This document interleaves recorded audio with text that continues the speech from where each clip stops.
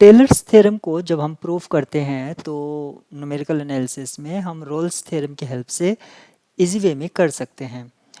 तो Rolle's theorem की जो स्टेटमेंट है वो आप सभी जानते हैं कि कोई फंक्शन है जो कि कंटिन्यूस है over closed interval A B और F is differentiable on open interval A B, यानी कि जो ये हमने फंक्शन लिया था इसके जो एंड पॉइंट्स हैं उस पर उसकी डिफरेंशियबिलिटी हमें जस्टिफाइड होनी चाहिए।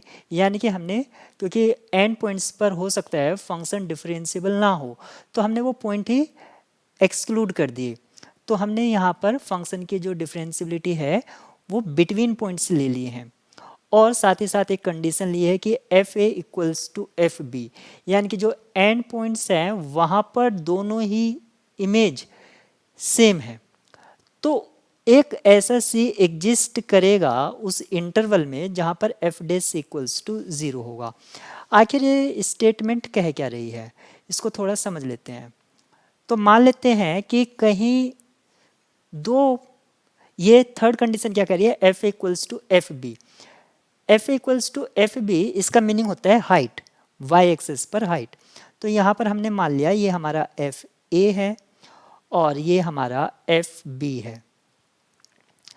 यहाँ पर दोनों सेम हाइट पर हैं और ये जो फंक्शन है, कोई भी फंक्शन यहाँ पर कंटिन्यूस भी है और डिफरेंशिएबल भी है। तो मान लेते हैं कि ये इस तरह से ऐसे जा रहा है, इस वाले पॉइंट पर दोनों की हाइट सेम है, F equals to F B है और फंक्शन कंटिन्यूस भी है। तो हमें एक पॉइंट सी ऐसा मिलेगा जहाँ पर एफ डैश सी किसको रिप्रेजेंट करता है, डेरिवेटिव को, यानी कि ये स्लोप हो गया। तो उस पॉइंट पर जो स्लोप होगा वो किसके पैरेलल हो जाएगा, एक्स एक्सिस के पैरेलल हो जाएगा, यानी कि वो हॉरिजॉन्टल हो जाएगा। ये आप इस तरह से भी देख सकते हैं और इस तरह से भी देख सकते हैं, ग्राफ को हमें नीचे की तरफ भी मिल सकता है।